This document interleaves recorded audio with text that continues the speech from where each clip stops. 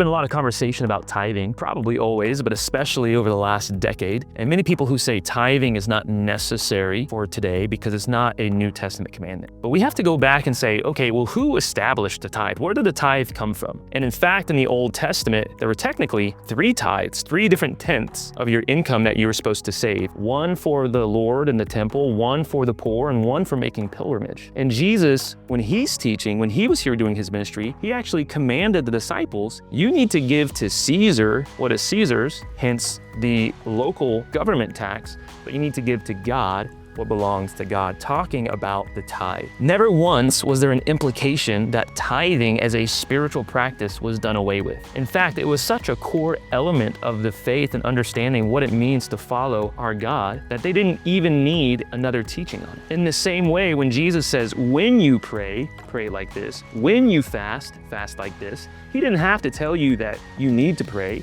you need to fast, because those are core elements of the faith. In the same way, the idea that the tenth, the first fruit of all of our increase, belongs to the Lord, that has been a principle established by God that has existed through the ages and is still a sign of worship and obedience today.